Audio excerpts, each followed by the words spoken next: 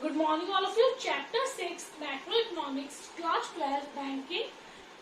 Next topic, Commercial Bank. So commercial bank is that financial institution which accept deposits from general public and provides loan to the purpose of, or we can say, and provides loan for purpose of investment. So it is that financial institution. It is that financial institution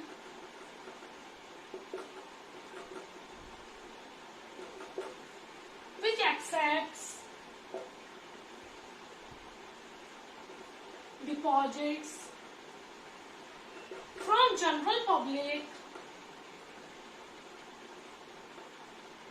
and provide or advancing loans for the purpose of investment. Clear? So commercial bank is that financial institution which accept deposits from general public and provide loans for the purpose of investment. So there are two functions of commercial banks. Number first, accepting deposits, and number second, provide loans. Number first, accepting deposits, and number second, providing or advancing loans. Especially there are two types of deposits. Number first, checkable deposits. Checkable deposits. Number second, non-checkable deposits. Checkable deposits means money can be withdrawn anytime, or we can say checks can be issued anytime. Is known as checkable deposits. Money can be withdrawn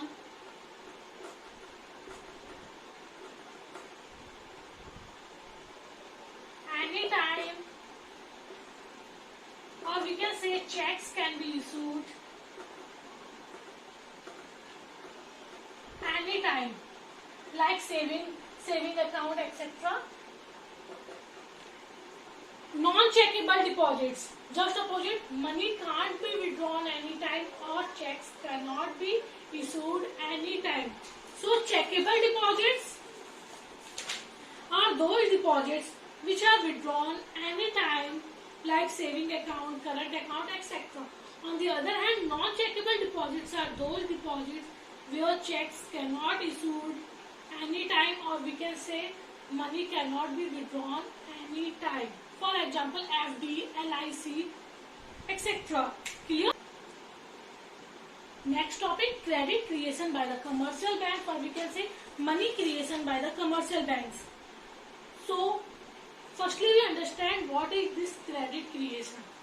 Commercial bank create money in the form of credit to the borrowers or lenders. Therefore, money creation by commercial bank is also called credit creation. क्योंकि हम money तो create कर रहे हैं, पर कैसे create कर रहे हैं? उधार दे देकर. So, commercial bank create money in the form of credit. Money तो क्रिएट कर रही है, पर किस फॉर्म में क्रिएट कर रही है? In the form of credit to the borrowers or lenders. Lenders मतलब जो उधार लेता है उन्हें पैसा दे देकर क्या कर रही है? मनी क्रिएट कर रही है commercial banks. So it is also called money creation. मतलब क्रेडिट देकर क्या क्रिएट हो रहा है? मनी क्रिएट हो रही है. तो it is also called money creation by the commercial banks. हम ये मानकर चल रहे हैं कि पूरी इकोनॉमी में सिर्फ एक ही बैंक है. हमने ये मान लिया पूरी इकोनॉमी में एक ही बैंक है, एक ही कमर्शियल बैंक है. सो हम ये दो एजम्पशंस मान के चलते हैं. The entire commercial banking system is one unit. The entire commercial banking system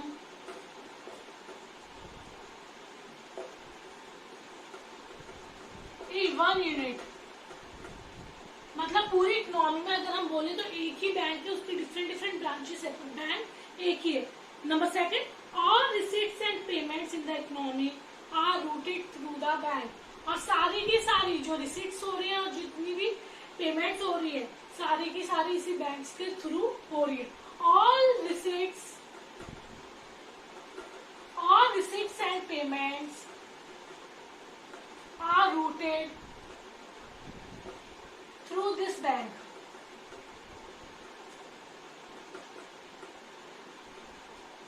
Clear? There are some observations are taken about credit creation by the commercial banks, or we can say money creation by the commercial banks. Number first, all banks are guided for their historical experience that all the depositors never withdraw their deposits at a single point of time. Her depositor, ये एक historical experience है, bankers जानते हैं, या आप बोल सकते हैं कि बैंक्स को ये पता है कि सारे के सारे डिपॉजिटर जिन्होंने पैसा जमा किया है वो सारे के सारे एक ही टाइम पे पूरा पैसा नहीं निकाल लेंगे. So the banks are guided, the banks are guided by their historical experience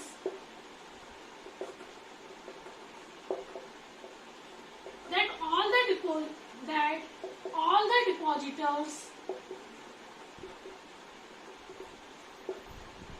cannot, or we can say all the depositors never withdraw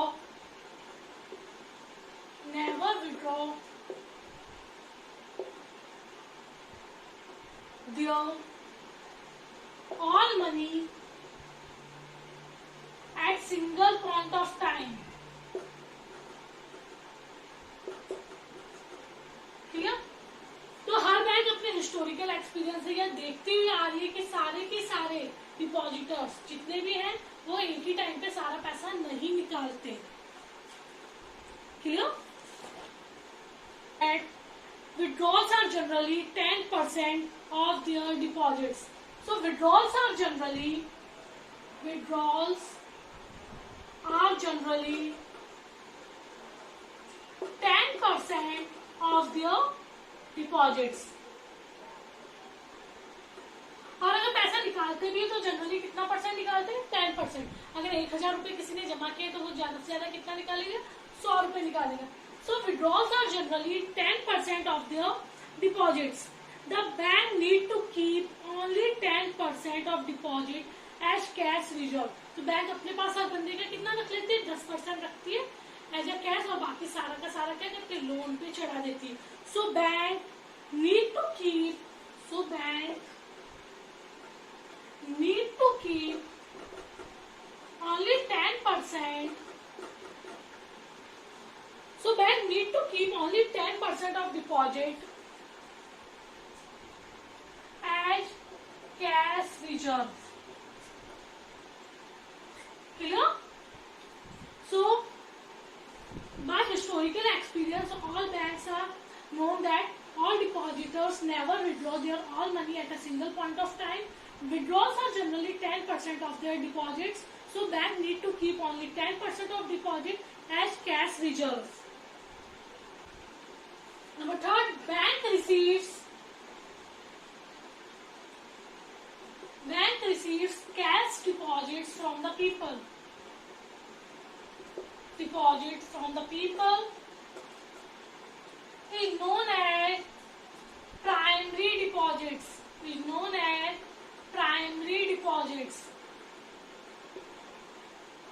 Always remember, banks lend money many times more than their cash reserve. Bank जितना पैसा deposit में लेती है उससे कई गुना ज्यादा पैसा क्या करते हैं? लोन पे चढ़ा देती है. वो हम बाद में पढ़ेंगे पूरी टेबल से. So bank land money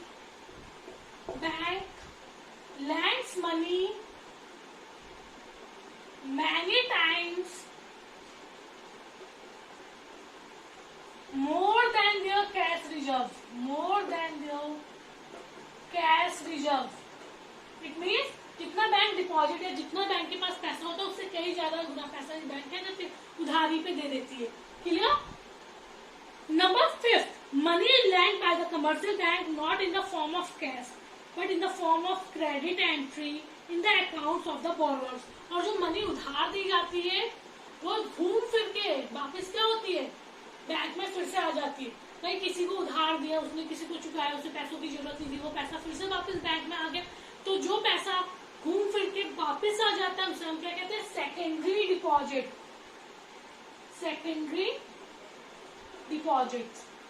and primary plus secondary deposits. Primary deposit जो बैंक में पैसा जमा हुआ, फिर बैंक ने वो पैसा क्या उधार पे दे दिया, और उधार पे देने के बाद वो पैसा फिर घूम फिर के बैंक में आ गया। तो primary deposits plus secondary deposit equal to demand deposits. Clear?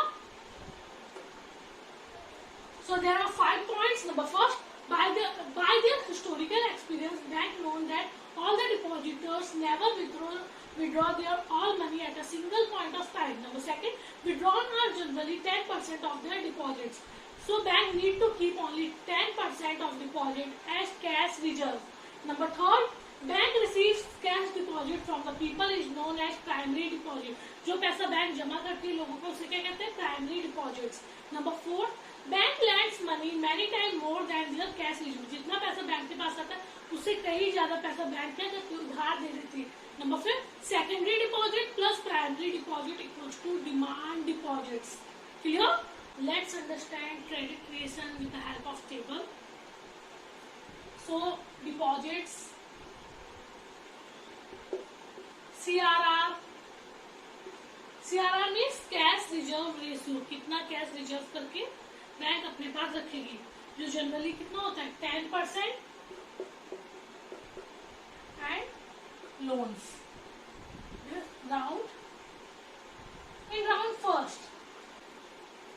Round number first, deposits.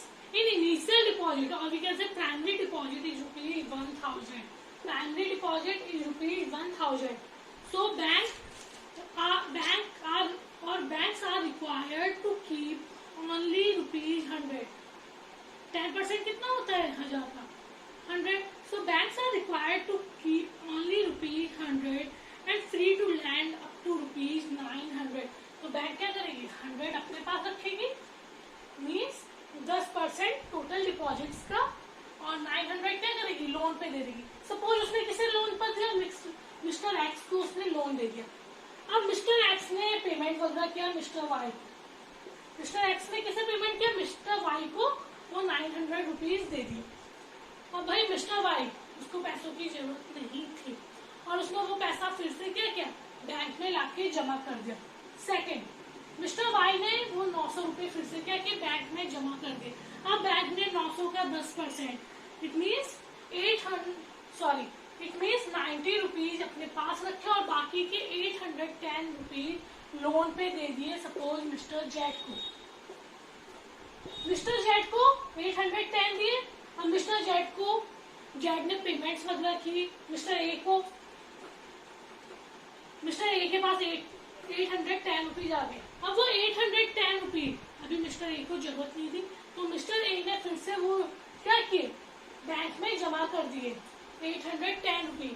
फिर बैंक ने 810, ये 1000 रुपए से ही पूरा प्रोसीजर चला है. 1000 के 900 लोन दिए, वो घूम फिर के बैंक में आए. अब टोटल कितने डिपॉजिट्स हो गए? 1900. फिर मतलब 1000 से हम कितने डिपॉजिट्स बढ़ा रहे हैं? वही होता है क्रेडिट. मनी को क्रिएट करना. वही अगर 1000 रुपए नहीं दिए जाते 900 लोन पे, तो ना ये 900 आते, ना ये 810 आते. तो अब फिर से 810 रुपए बैंक में आया. बैंक ने उसका 10%, इट मीन्स 81 रुपीज अपने पास रखे और 729 रुपीज क्या कि लोन पे चढ़ा दिए. और ये प्रोसीजर तब तक चलता रहेगा जब तक बैंक कई गुना ज्यादा पैसा क्रिएट नहीं कर लेती. जनरली बैंक कितना क्रिएट कर लेगी? 10,000. 1000 से वो कितना क्रिएट करेगी? 10,000. ठीक है. लोन वो 10% इसका क्या करेगी? अपने पास रखेगी. 10,000 का अगर हम टोटल देखें तो वो 1000 अपने पास रखेगी और लोन कितना दे देगी? 9,000.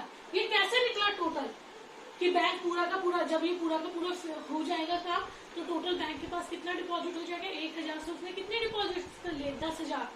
और भाई 10,000 का 10% उसे अपने पास रखना है, तो 1000 और बाकी लोन्स पे मतलब 9,000. पर ये 10,000 कैसा है? इसका एक फॉर्मूला होता है 1/CRR इंटू ये होता है आपका डिमांड डिपॉजिट्स. कितना बैंक उधार दे सकते हैं उसका formula 1/CRR into cash reserve. या आप बोल सकते हैं प्राइमरी डिपॉजिट जो पहला कैश था, कैश रिजर्व. 1/CRR कितना माना है? 10%. 10/100 इंटू क्या हो जाएगा? 1000. प्राइमरी डिपॉजिट कितना था? 1000. तो 1/10 इंटू 100 इंटू 1000. 0 से 0 कट और बैंक ने कितना लोन दे दिया 10,000। तो बैंक कितना लोन दे सकती है इससे पता चलता है। अगर 2,000 रुपये बैंक पर डिपॉजिट होता तो हम क्या करते 1/CRR या 10% इंटू 2,000, और अगर 20% CRR होता तो 1/20/100 इंटू 1,000। क्लियर? तो बैंक जितना पैसा उसके पास डिपॉजिट होता है उससे कई गुना ज्यादा पैसा क्या करते हैं क्रिएट कर लेती है बोरोइंग या लोन्स दे देकर। Clear all of you? So it is credit creation by the commercial bank. Thank you.